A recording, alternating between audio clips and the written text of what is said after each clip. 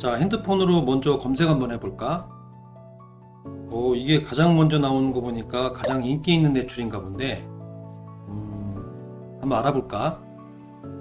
여러분들은 대출 알아볼 때 어떻게 알아보시나요? 우선 제일 먼저 하게 되는 행동이 이 스마트폰 검색일 겁니다. 저도 마찬가지로 필요한 물건을 구입할 때 쿠팡이나 네이버 등에서 사고 싶은 물건의 가격이 얼마인지 제일 먼저 검색하게 됩니다. 제품의 기능이 맞는지, 그리고 기타 다른 비교 상품은 없는지 등에 대해서 먼저 알아보게 되는데요. 대출도 마찬가지로 대출 금리나 자격 대상, 그리고 대출 조건 등을 어렵지 않게 확인할 수 있습니다. 우리가 쉽게 접할 수 있는 이런 정보들이 진짜 정보인지 아니면 피해야 할 가짜 정보인지 확인하는 방법과 어디서부터 어떻게 알아봐야 하는 것인지 등에 대해서 알아보겠습니다. 우리가 많이 이용하는 네이버 검색을 하게 되면 이런 화면이 나오는데요. 대출을 검색했을 때 대부업체가 가장 먼저 보이게 됩니다. 담보대출을 검색했을 때도 마찬가지로 고금리 대출 상품을 운영하는 업체가 가장 상단에 보이게 됩니다. 가장 낮은 금리의 대출 상품이 먼저 검색이 되는 게 아니고 가장 높은 금리의 상품을 운영하는 업체가 상단에 올라오게 되는데요. 왜 이런 현상이 일어날까요? 네이버의 이런 검색 시스템은 입찰가를 높게 제출한 업체가 상단에 올라오는 시스템이기 때문에 광고의 입찰가 기준으로 순위가 결정됩니다. 네이버 검색 광고 시스템에서 광고 단가가 얼마 정도 되는지 확인해 본 화면인데요.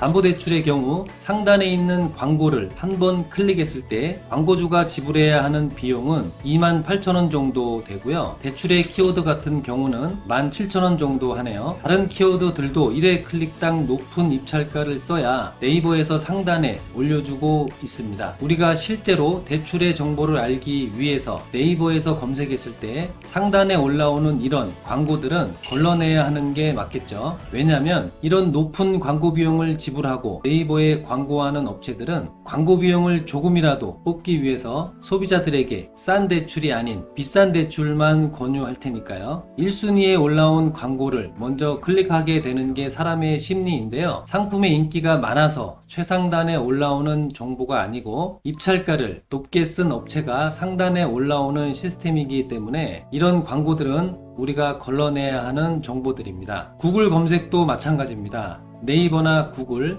카카오 같은 포털 사이트들은 광고주들의 광고 금액으로 운영하는 회사라고 해도 과언이 아닙니다. 좀 전에 보셨듯이 광고주들은 상상도 할 수 없는 높은 광고비를 지불하고 있으니까요. 그렇기 때문에 우리가 포털 사이트에서 검색을 했을 때 가장 인기 있는 상품이 상단에 올라오는 게 아니고 광고비를 기준으로 책정이 되는 정보다라고 생각하시면 됩니다. 그렇다고 해서 포털 사이트가 무조건 나쁘다는 건 아닙니다. 우리에게 다양한 정보를 제공하는 순수한 기능도 있으니까요. 인터넷 서핑을 하다 보면 대출 이용 후기나 감사 댓글 등을 심심치 않게 볼 수가 있습니다. 과연 이런 글들이 진정성이 있는 정보일까요? 여러분들 두루킹 댓글 사건이라고 다들 알고 계시죠? 당시 국회의원 한 분과 당원 몇 명이서 킹크랩이라는 매크로 프로그램으로 네이버 등의 포털 사이트 인기 검색어와 인터넷 뉴스 기사에 본인들에게 유리하도록 댓글 및 추천, 검색어 등을 조작하고 타 후보 비방 등 여론 조작을 벌인 사건입니다. 대출을 이용하고 감사 후기에 대한 이런 글들이 과연 대출을 받은 분들이 쓴 글인지는 한번 의심을 하고 넘어가야 하지 않을까 하는 생각이고요. 물론 순수하게 감사하는 마음으로 쓴 글들도 있을 겁니다. 그러나 이런 글들도 마음만 먹으면 조작이 가능할 수가 있기 때문에 이런 정보를 그냥 순수하게 받아들인다면 내가 찾고자 하는 좋은 대출을 하고자 하는 최종적인 목표에서 좀 멀어지지 않을까 하고 생각합니다. 그 다음은 바로 금리 비교라는 단어입니다. 이 금리 비교라는 말은 몇 년 전부터 유행해 오던 용어인데요. 말 그대로 대출 상품을 비교해서 내가 원하는 물건을 가격 비교해서 고르듯이 대출도 금리 비교를 해서 보다 낮은 금리의 대출을 찾는 것이 이 용어의 취지겠죠. 그런데 이 대출 금리 비교라는 말은 사실 좀 어폐가 있습니다. 내가 예를 들어서 블루투스 이어폰을 하나 구매하려고 하는데 알아보니까 어느 회사의 한 제품이 가격도 적당하고 성능도 괜찮을 것 같다는 생각이 들어서 그 제품을 구매하려고 하는데 인터넷을 통해서 알아보니까 똑같은 제품인데도 가격이 파는 곳마다 틀린 거예요. 그러면 어떻게 됩니까? 똑같은 제품을 한 푼이라도 싸게 사야 되겠죠. 그런데 대출은 어떻습니까? 내가 제품 구매할 돈이 있고 사고 싶은 마음이 있다고 해도 마음대로 살 수 없는 게 대출입니다. 대출 신청자의 자격 조건에 따라 대출 유무가 판가름 나니까요. 즉 내가 마음만 먹으면 살 수 있는 게 아니고 구매자의 자격 조건을 따진다는 얘기입니다. 대기업 직장인이냐, 은행에 등록되어 있는 회사냐, 연봉이 얼마냐에 따라서 그 대출의 가능 여부가 갈린다는 얘기죠. 가령 3%짜리 대출이 있고 5%짜리 대출이 있는데 당연히 3%짜리 대출을 해야 하는 상황입니다. 3%짜리 대출은 대기업에 다녀야 하고 근속기간 1년 이상, 연봉 4천만 원 이상인 분들만 대출할 수 있다면 어떻습니까? 또는 낮은 금리의 담보대출을 하려고 하는데 아파트만 이 대출을 이용할 수 있고 빌라나 단독주택을 가진 사람들은 낮은 금리의 대출을 할 수 없다면 금리 비교라는 말이 무색해집니다. 대출 금리 비교라는 말보다 대출 조건 비교라는 말이 더 어울리는 용어죠. 대출 신청자의 자격 조건이 어떠냐에 따라서 대출을 할 수 있느냐 없느냐가 판가름 나니까요. 금리 비교를 해서 최저금리의 대출 상품을 찾아주겠다라는 말에 더 이상 현혹되지 말고 그 대출의 조건이 나의 자격 조건과 맞는지부터 생각하고 좋은 대출을 할 수 있도록 신용점수 관리나 잦은 연체가 발생하지 않도록 나의 자격 조건을 잘 관리해야 합니다. 방금 말씀드린 세 가지를 주의해서 대출을 알아보신다면 분명 좋은 대출을 할 수 있을 겁니다. 자, 그러면 어떻게 대출을 알아보는 게 조금 더 좋은 대출을 할 수 있는 가능성이 높은지에 대해서 알아보겠습니다. 우선 공적 기관에서 제공하는 대출 정보 사이트를 이용하는 겁니다. 서민금융지원 통합지원센터라는 사이트가 있는데요. 이 사이트는 서민금융진흥원, 신용회복위원회, 국민행복기금에서 운영하는 공적인 사이트이기 때문에 믿고 이용하셔도 됩니다. 서민금융 대표 상품인 햇살론이라든지 세희망 홀씨, 자영업자들의 창업자금, 운영자금과 생계주거자금, 고금리 대출, 대환자금 등 다양한 대출 상품을 제공할 뿐 아니라 콜센터까지 운영하고 있기 때문에 이곳저곳 다닐 필요 없이 맞춤형 서비스를 한 장소에서 편리하게 제공하는 것이 특징이고요. 전국 주요 도시에 통합센터가 있어서 편리하게 금융상담을 받으실 수 있습니다. 채무나 신용 문제로 어려움을 겪고 있거나 제도권 금융회사로부터 적절한 금융 서비스를 제공받기 어려우신 분들이 이용하실 수 있는데요. 대출을 받고 싶은데 어떤 대출 상품이 믿을 만한지 잘 모르시는 분, 대출이 필요하지만 소득과 신용이 낮아서 더 이상 대출이 불가능한 분, 고금리 대출 때문에 힘들어 하시는 분, 금융회사 채무가 연체되고 있는 분, 대출에 대해서 종합적인 상담을 받고 싶은 분 등 여러 가지 상황에서 이용할 수 있는 제가 추천드리는 사이트입니다. 내가 살고 있는 곳에서 가까운 센터를 찾을 수 있는 기능도 있는데요. 사이트에서 확인하시면 될 것 같고요. 1397 콜센터로 전화하시면 이용 방법이라든지 진행 절차를 자세하게 안내해 줍니다. 대출 알아볼 때 속지 말아야 할 세 가지 꼭 기억하셔서 좋은 대출 하시고요. 좋은 결과 있기를 바라겠습니다. 감사합니다.